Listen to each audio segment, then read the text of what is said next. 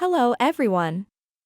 This is the 19th part of the story, Percy Jackson, the God of Magic. Chapter 91. Day and night, Sun Wukong and Thor beat the crap out of me mercilessly, no holding back, no breaks, nothing. I would simply have a moment of rest for what it took my body to regenerate limbs. Was I getting better? I had no idea. Frankly, getting my ass kicked to such an extent didn't feel like something particularly helpful. But they had to know what they were doing, and so I choose to believe this would help, otherwise what was the point? As for my progress, I had yet to see any. The amount of time it took Thor or Sun Wukong to beat me was relatively always the same. I mean, sometimes it took them longer because they purposely delayed my inevitable defeat by a few minutes or seconds, with no particular reason. But I suppose I had learned something, the little details in their styles and ways to tackle a problem. Thor was more straightforward, while Sun Wukong was a mix between straightforward and unpredictable. I think the reason why their styles varied was because of their personality. Thor was one to believe anything could be solved with his fists, and so did Wukong, but he also believed in experimenting beyond that line. On other news, I met some of the Brazilian gods. Their pantheon was quite interesting. Not super strong compared to other pantheons like the Greeks, or the Norse, but they were gods all right. Tupa though was particularly an interesting individual. He dressed like a Native American in the 1600s, or should I say Native Brazilian?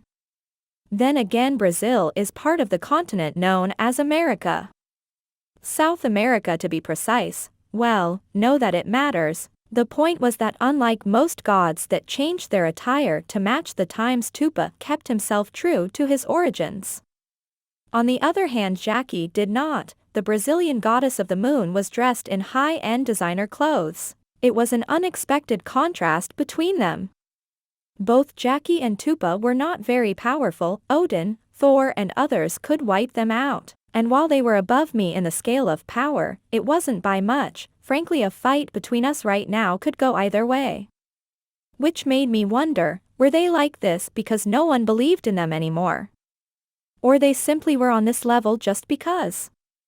This wasn't the only question I had though. Since my discovery of the Brazilian pantheon, I had various questions, like, how many pantheons were out there? It was vexing, the idea of encountering other pantheons out there. Having a good time down there? Sun Wukong asked, snapping me out of my long reverie. Why was he asking that? Well, because I was currently regenerating my legs, after the cut destroyed them with his Nimbus cloud. As for the down there part, well, I was in a crater, so... Yeah, not much, I sighed, but I suppose the break is nice. It was. Getting your ass kicked for hours to no end was not fun. Not fun at all. Annabeth point of view. Percy was right all along. Luke had betrayed us, and it hurt. The man I had looked up to, the man I loved, was a traitor, but that didn't matter anymore. I would stop Luke and apologize to Adam. I was sure if I helped Percy stop Luke, the gods would give us a gift. One that both Percy and I intended to use to recover Adam, that for some reason was still kept inside of Tartarus, much to Percy's anger. And I couldn't blame him. I mean, why were the gods still keeping Adam in there? If he was innocent, why were they keeping him in a world of suffering and despair? I just couldn't understand why. It almost felt as if they were hiding something, which made me wonder if Adam was even in Tartarus to begin with. Because it almost felt as if they didn't release him because they didn't have him. If so, why would the gods hide that? So many questions, and for the looks of it, no real answers. Things were simply getting worse and worse as time progressed. First, the gods fired Chiron, under the excuse they had to cut ties with everyone related to Kronos, which was stupid to be honest. Our entire pantheon was related to Kronos one way or another, which made this decision utterly useless.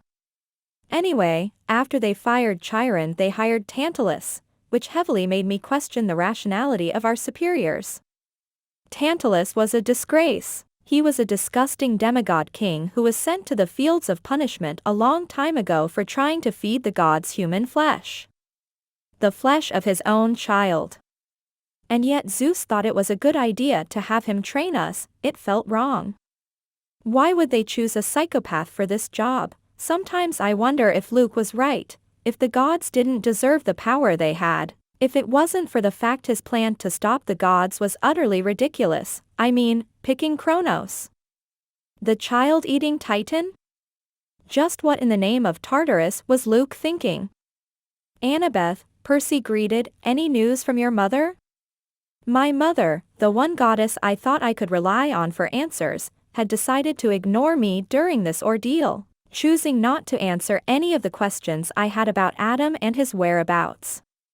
The goddess of wisdom has decided not to bless us with the answers we seek, I replied. Just why now of all times would Athena choose to leave me in the dark? Just why? Damn it! Percy cursed, slamming his fist into the wall of my cabin in anger. I might not be the smartest guy in the camp, but even I can see they are hiding something. Heck, even Tyson can see it. Then if they don't give us the answer, let's find it ourselves. I declared. I had, after all, much to atone for with Adam. Chapter 92. Odin point of view. Adam's untapped power was growing alarmingly fast, not only his. I don't want to call it a religion, but the church he unknowingly created was growing quite fast, having already a few hundred members, which normally would do nothing to a god. A few believers made no important change on a god. But the pantheon his father belonged to was affecting him. They believed in Adam, not under that name, but they believed in him, even if the mentions of his person dated thousands of years ago. The point was, an entire pantheon of believers was somewhat aware of Adam and his power under another name. Meaning his power was ever growing, faster than Adam could adapt himself to control. In fact, I reckon that in a decade or two, his power would naturally surpass that of his siblings, not counting his training.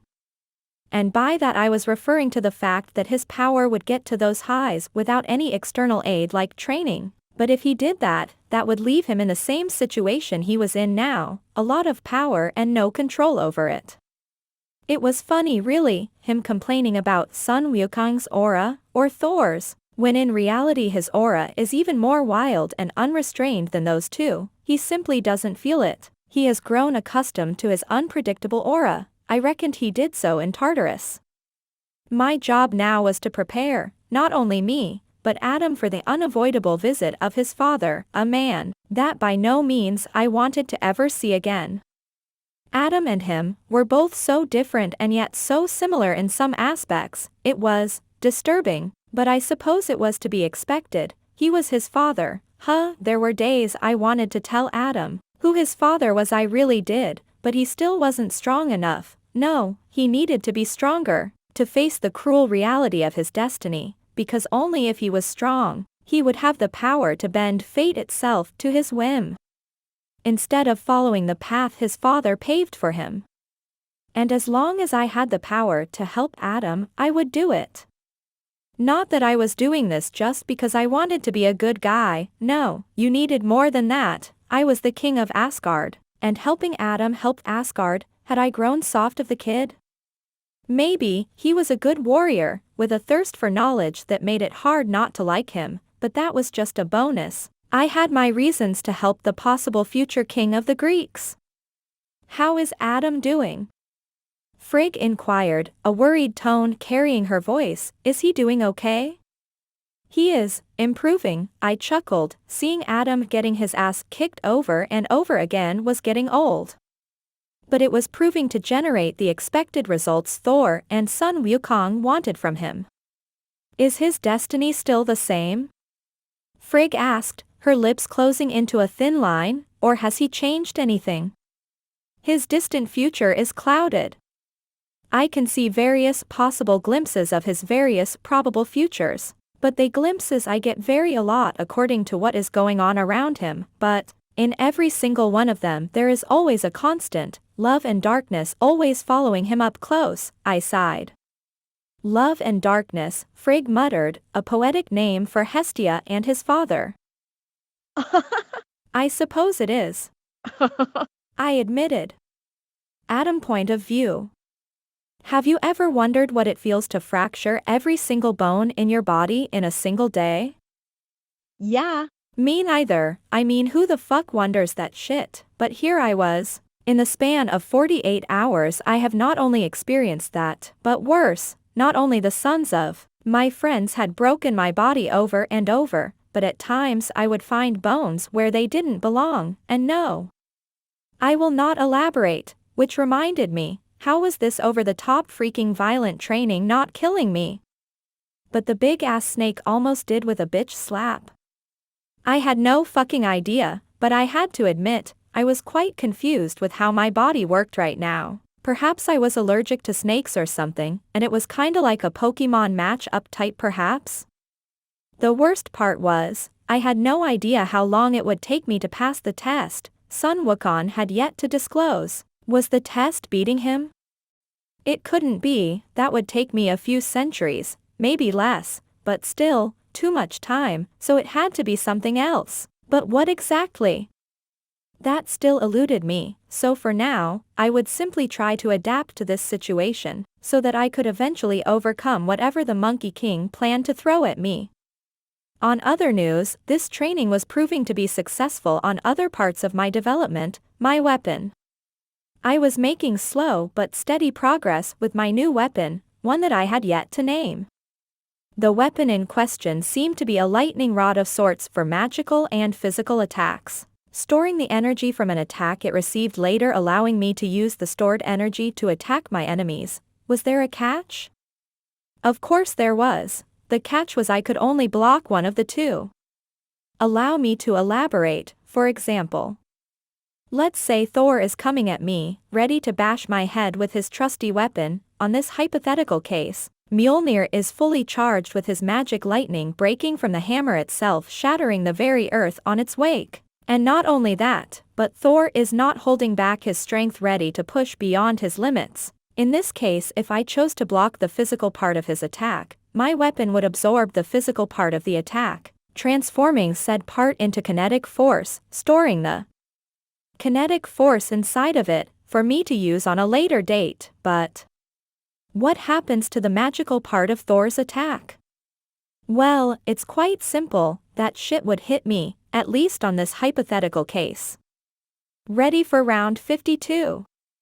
Thor barked, breaking me out of my train of thought. With a bored gaze, I eyed the Norse god for a moment, seeing he had a smile on his face.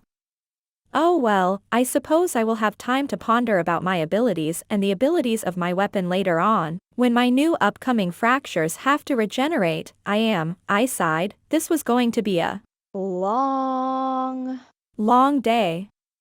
Chapter 93. 2 weeks later.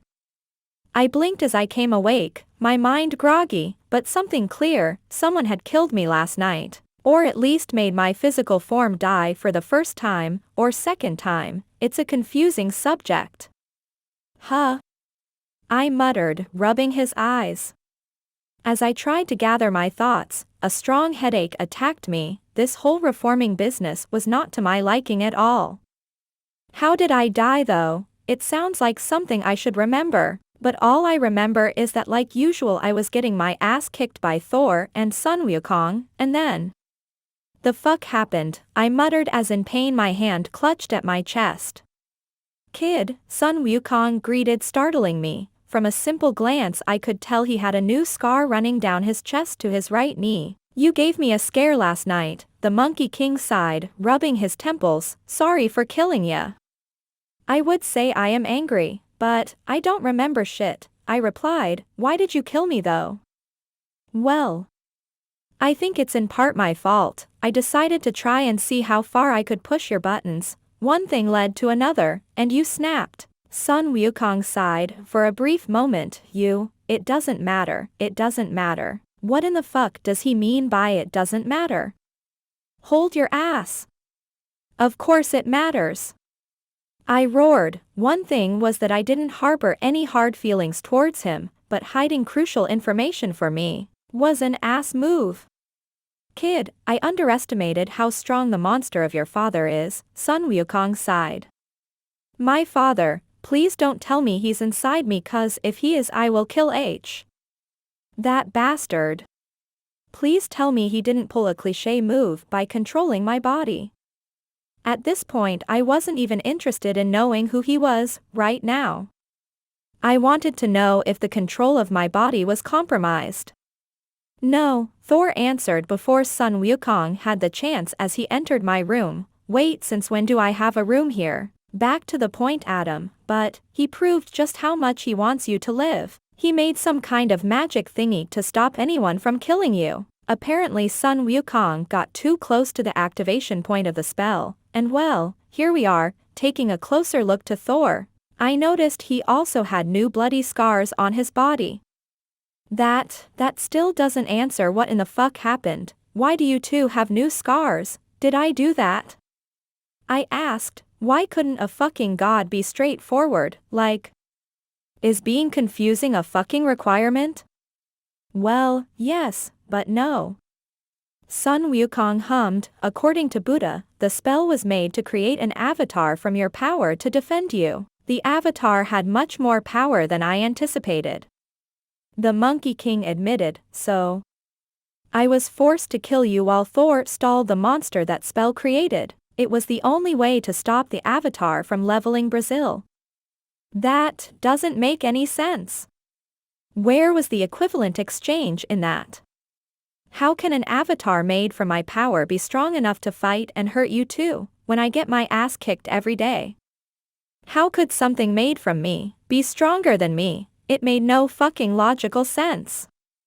Kid, like I told you, you are barely using your power like you should. The avatar didn't have that problem. Granted, the avatar was only using 2/3 of your full power, which is why the battle didn't escalate from our scars. Sun Wukong chuckled. It caught us by surprise. Did I really have that much power? So, is the spell gone? Yeah. No, Thor sighed. Buddha said only you or that bastard can remove it. But for you to do that you would have to learn better control of your power, so back to square one. Did I want to remove the spell though? So far it seemed exclusively beneficial, a spell to help me avoid certain death. But then again, something was off. Where was that shit when I almost died on Tartarus, or during the Siren's quest? Alright, but let's make one thing clear. Nobody will tell Hestia I died. I shuddered by just imagining her rage. If I told her I did the one thing I promised her I wouldn't do. Agreed, Thor nodded all too quickly. She almost burned me alive because she thought I left you to face Jormungandr alone, as if I would do such a thing. He shuddered. How can someone so adorable be so scary is beyond me. I don't know her that well, but I have learned over my long life, it's best not to provoke the rage of a woman. Sun Wukong chuckled nervously. After all, it's like they say. Hell hath no fury like a woman rage. That is not how it goes, but close enough. Good. Now, let's try to speed my training up. I have just the thing, Sun Wukong grinned. It should increase the rate you improve exponentially. Then why? Why didn't he start with whatever that was? I swear to me, monkey, if that method you are just bringing now up is as effective as you are selling it to be, I will kill you, Thor growled. First of all, I didn't bring it up because I didn't think the kid was, well, quite there yet, and second, monkey? That's hurtful. I'm a king, so at least address me as such if you have to call me monkey. Sun Wukong chuckled, as Thor tried to smash him with Mjolnir. As I eyed the two, I couldn't help but feel a bit worried about my father and his involvement with my life. I just didn't buy the part he put that spell there to protect me, otherwise I would have found about it sooner, a lot sooner. I almost died in Tartarus alone hundreds of times. Just what kind of pawn was I, in the great scheme of things? I suppose, in the end, it doesn't matter, because I won't play whatever game he's playing. Chapter 94. Sun Wukong point of view. I wasn't a stranger to lying. Lying was an irreplaceable skill. One that I used depending on the situation to ease certain troubles. Lies were and had always been a weapon. Which is why I lied to Adam. And what did I lie? Well, in the little fact we managed his avatar easily, that was a big lie. In reality, the avatar created from his power had almost not only killed me and Thor, but a few minutes into the battle the creature was starting to overwhelm us as the fight progressed, which is why we resorted to kill Adam, which was a last resort sort of thing. Thor was initially reluctant and wanted to kill me for proposing such a thing. Heck, even I felt bad for proposing that idea, but we had to admit, there was no telling if we would win. The monster not only had immeasurable power, which on its own was enough to make a fight hard, but it also adapted and learned as we fought. It was vexing to see a construct of mana adapt to such lengths, at such rate. Even Buddha was surprised, and that man is rarely surprised, which is why I was going to take Adam to Diyu, the one place where he would learn to control his power, before another incident happened. Are you sure Diyu is a good place to train? Thor asked, as Adam took a nap on the back of my Nimbus cloud. I could see his skepticism. I nodded. Diyu and Tartarus have one thing in common, they both need a clock to catch the time flying around. I chuckled, but apparently I was alone in that chuckle. Tough crowd, time fluctuates differently inside there, not quite like Tartarus. In there a day, outside it's a month. I added with a sigh. So, that makes his train go relatively faster depending on the point of view of the person asking? Thor tilted his head to the side, confusion appearing on his facial features. That doesn't really change anything, but the fact he will, out here, finish his training faster, again depending on the point of view. Yes, normally, but, let's just say I have a few demon friends that will help accelerate his progress. I chuckled. Very well, Thor yawned. So, how out of Brazil? He asked. No, well, actually, yes, but no. I can access Diyu from everywhere, and by everywhere I mean the capital of each country, so, the gate is Brasilia, which is still inside Brazil, but once inside the gate will be outside Brazil. I replied with a shrug to the side. I see, yet he didn't see. He had decided to ignore me halfway through my explanation and was now trying to sleep too. Loki point of view. Had I known the kid had a spell inside his soul to protect him from any harm, I wouldn't have sent him to my son. Whatever that thing was, while delightfully chaotic, was dangerous. A construct able to face not one but two gods, that was slightly disturbing. Granted, they were trying to deal with the beast without knowing if it would hurt Adam too bad if they destroyed it. But still, even then, they proved to have a very difficult time defeating the beast. I was so vexed by Adam, his power, his father, both very interesting subjects. Unfortunately, I had to leave. It wouldn't be long before Buddha detected me, and he didn't by some lucky miracle, Sun Wukong would. And I wasn't quite ready to die, at least not yet. I still had a Ragnarok to start. I wonder, will the son surpass the father and fight him? Or will he succumb to his power? I giggled. Holy moly, this was going to be fun. Seeing them tearing each into pieces. Percy point of view. A new quest had been given to us, and by us I mean Clarice and her group. And by we I mean Annabeth and me, and well, we are simply tagging along. Much to Clarice's dismay. Normally I wouldn't want to go with her anywhere, but I had a feeling that going on the quest for Golden Fleece would lead me to Luke, where I would end this once and for all. I had to, and it wasn't even for Adam anymore, at least not fully. I mean, what I really wanted to get justice for what he did. And for what he was about to do. Luke's, or rather Kronos' plan would lead to the death of millions. His idea to reform the world was questionable at best. I think I finally got it. Annabeth screamed as she entered my room. Adam and Professor F from your school are the same. Wait, what? What? I asked, Was that true? If so, he was free then, why not come back if that was the case? It was quite simple, he called me Pennybeth, only campers know of that, and your mom, Annabeth, sighed. So I have a feeling that teacher is Adam, or was. I am sure he quit after you left, she sighed. We'll confirm that later, in the meantime let's pack, we have a quest to complete, I chuckled, getting a nod from her. Odin point of view. While all magic can be dangerous, that much I knew, and it could be unpredictable, there are some disciplines or types of magic that even the most skilled mages and gods will avoid, and with good reason. Yet, today I witnessed the result of the darkest magic of all. Void magic. The one school of magic that went against the very concept of creation.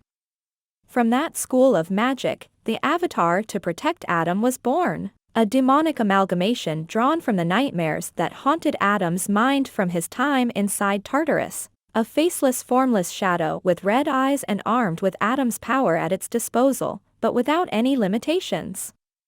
The void grows, and the void adapts, and eventually overcomes, for this reason alone, that school of magic was so dangerous. Spawns from the void are creatures one should avoid messing with. This makes things difficult, I muttered. Chapter 95. On the way to wherever Sun Wukong was taking me, something happened. Something that neither Thor, nor the Monkey King, heck not even me, expected. My book, which had proven more than once to have a mind of its own, opened in front of me. Normally this would be a common occurrence, but this was one of those times it was not, like that time during the sirens. A new chapter had been unlocked. How?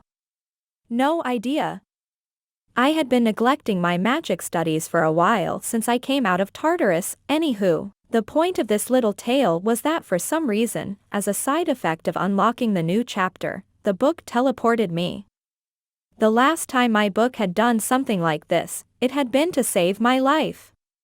Which led me to wonder, from what kind of peril was my book saving me from? Or if I was even in danger to begin with, if only the book could talk, I muttered sarcastically, wondering where the hell my book had sent me.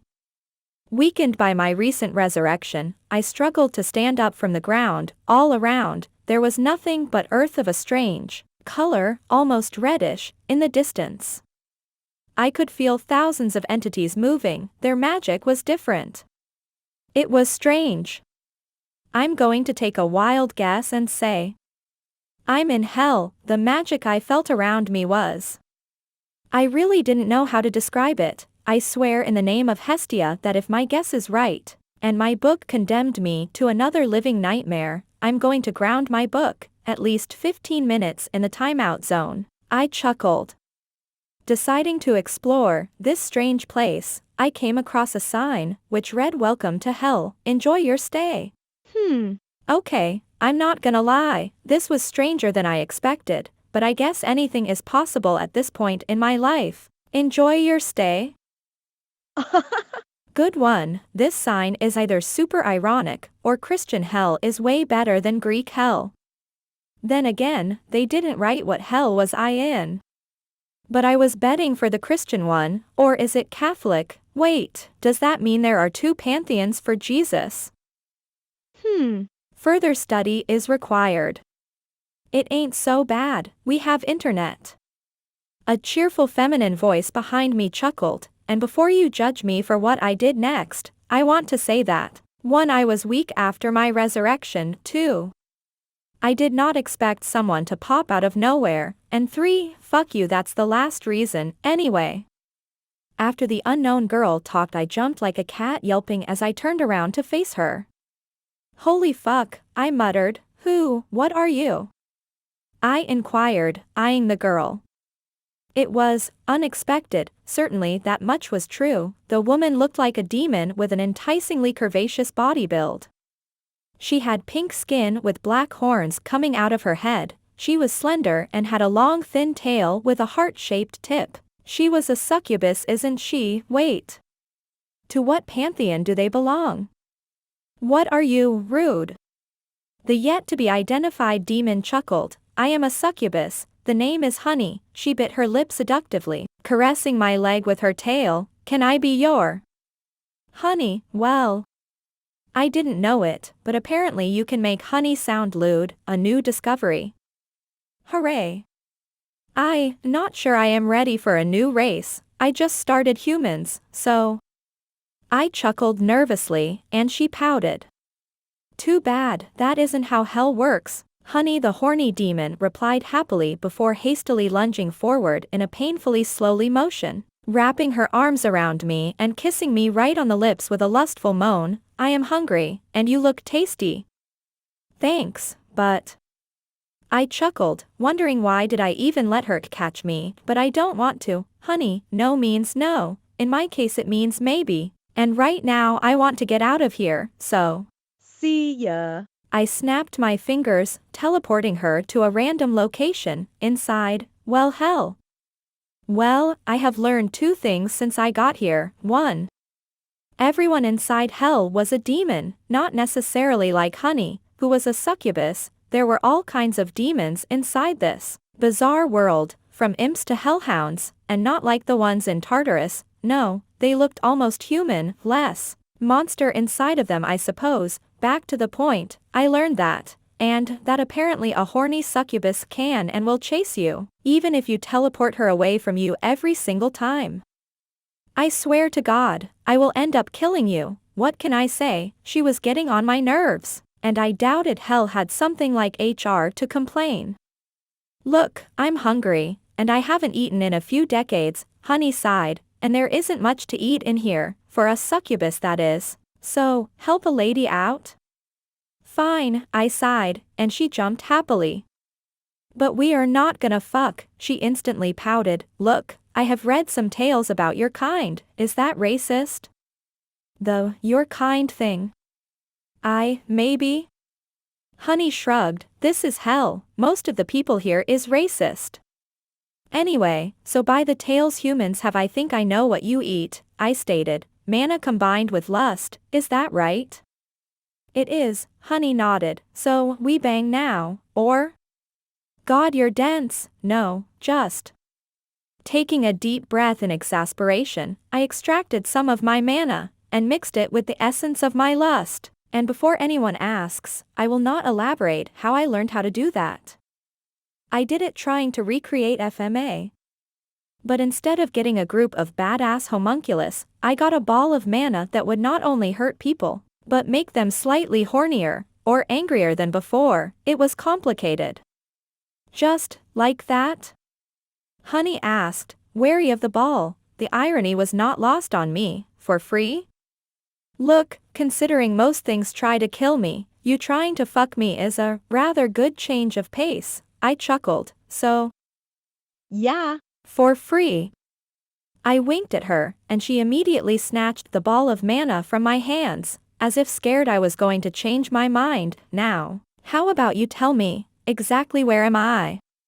Hell, the Pride Ring to be precise, Honey replied, sucking the bee. Alright, gotta reword that, eating the mana away. Yeah. That's better. This marks the end of part 19 of the story Percy Jackson, the God of Magic. Thank you for listening.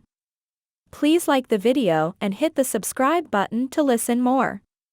Hit the bell icon to get notified of all the new content uploaded to the channel ASAP.